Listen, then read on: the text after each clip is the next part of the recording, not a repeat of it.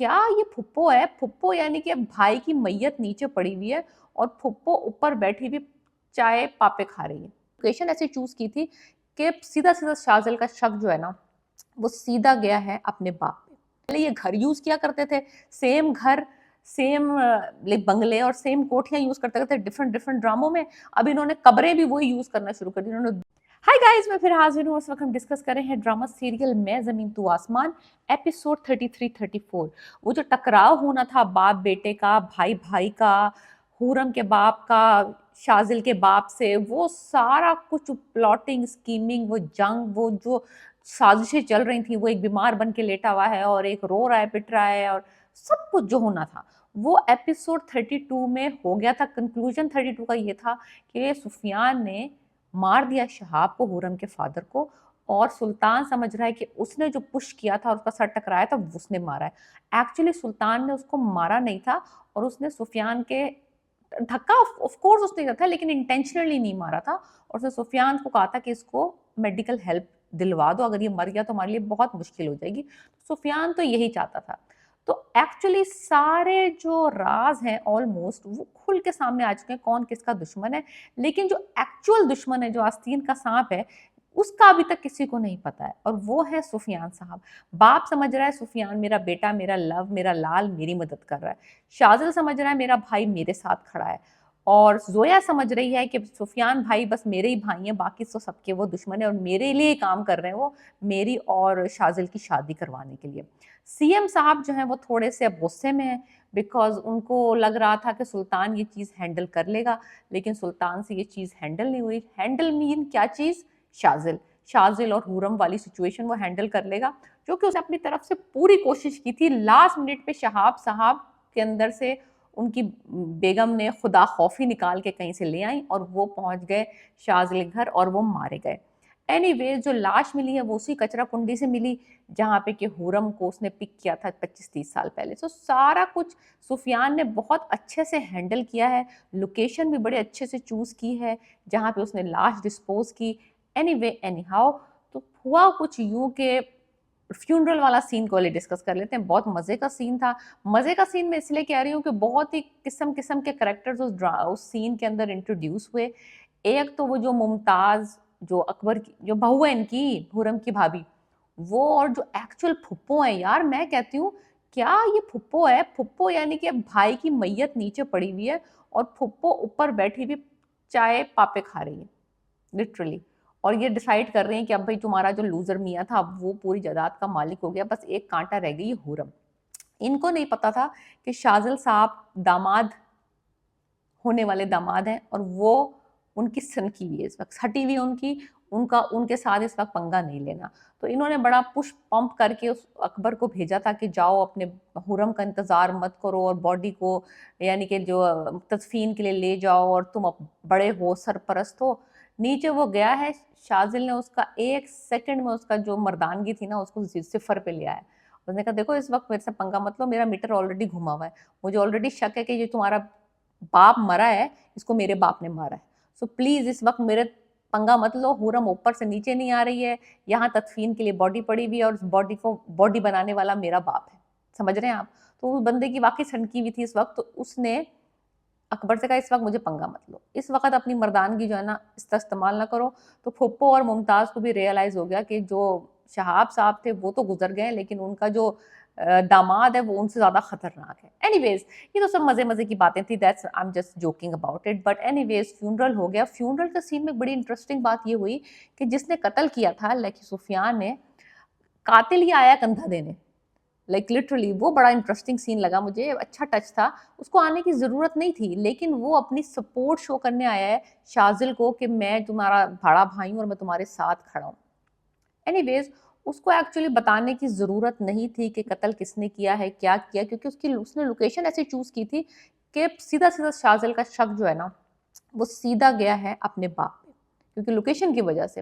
अगर कहीं और फेंक देता तो मामला दब जाता, किसी और पे इल्ज़ाम चला जाता, लेकिन ये क्योंकि अपने बाप बेटे में फूट डलवाना चाहता है और ये सब खानदान को तबाह करना चाहता है ताकि प्रॉपर्टी भी इसकी आ जाए, पॉलिटिक्स में भी आ जाए, सब कुछ ये हासिल करना चाहता है। ये किसी का सगा नहीं है।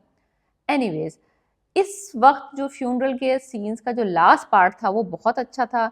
मैं कहती हूँ ये इस तरह के सीन्स हैं, इस तरह की अदाकारी है जो कि ये दो केपेबल हैं, जिनसे जो कि डायरेक्टर और ये स्टोरी ना इनसे ले नहीं पा रही है, हिबा और फिरोज खान से, क्योंकि हमने 32-33 एपिसोड बर्दाश्त की थी इस तरह के सीन देखने की वजह से, कि ये सीन्स होते हैं जब वो उसको थप्पड़ मारती है, कि वो कहता है तुम्हारे बाप की नीचे मैयत पड़ी हुई है, और वो पूरा वो जो बेटी रो रही है और वो उसको बातें बता रही है, बहुत अच्छी एक्टिंग की है दोनों ने, फिरोज ने भी और हिबा ने भी। और हम जो फैंस हैं, स्पेशली हम जो, मैं हिबा की फ़ैन हूँ, और इस तरह की एक्टिंग वो बहुत अच्छी करती है, लेकिन उससे करवाई नहीं गई, इस ड्रामे में वेस्ट किया गया इन दोनों के टैलेंट को।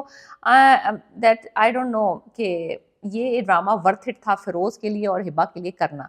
बट एनीवेज स्टोरी अब ऑलमोस्ट ऑलमोस्ट रैप अप होने वाली है।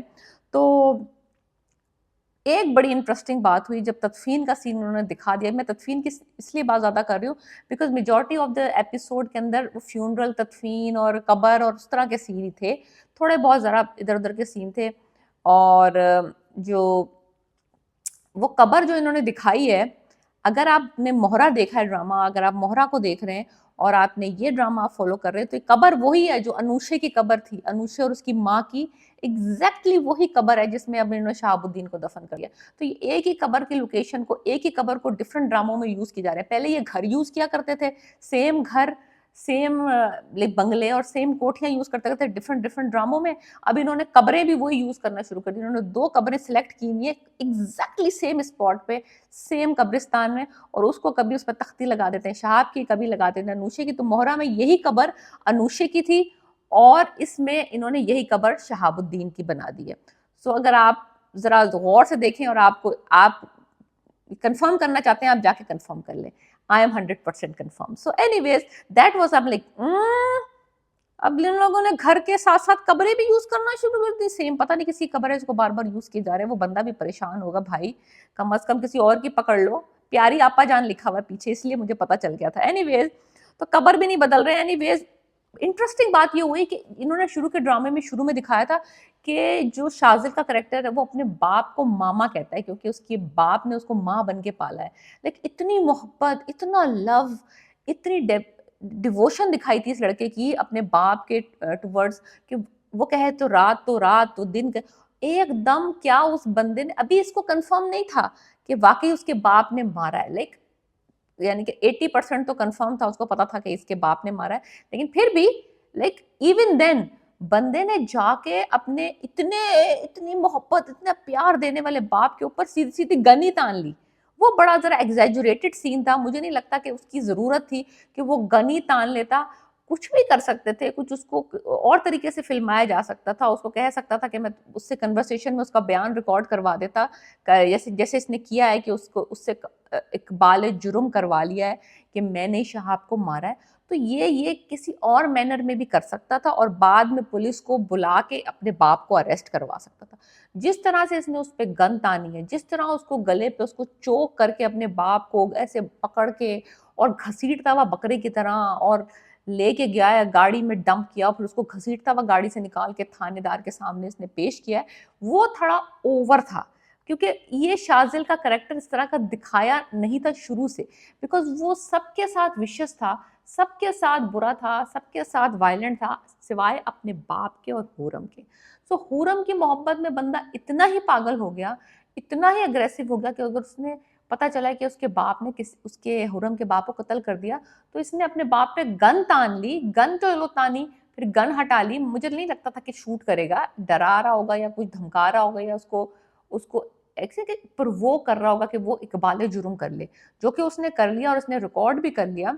लेकिन फिर वो जो घसीटने में लेके गया है अपने बाप को और गाड़ी में डंप किया, और वो वाला सीन जो था ना, इट्स नॉट लाइक शाजिल जो इन्होंने एक्चुअली कैरेक्टर्स अब तक दिस पॉइंट इन टाइम तक बनाया था। बिकॉज वो दुनिया को मार सकता था, आग लगा सकता था अपने बाप के लिए, और एक जरा सी यानी कि मिनट में फ्लिप इतना बुरा हुआ है कि बाप ही को उसने ह्यूमिलिएट कर दिया। सो एनीवेज माँ की मुझे समझ नहीं आई। माँ साहिबा जो है वो अपने अपने मियाँ का खून माफ, यानी कि हुरम की जो माँ है वो अपने मियाँ का खून माफ करने को तैयार है, नेगोशिएशन करने को तैयार है, शाजिल को माफ करने को तैयार है, मुकदमा ना करने को तैयार है। Like literally she is letting it go कि भाई मियाँ को मार दिया तो मार दिया, कोई बात नहीं, मैं कुछ नहीं करना चाहती।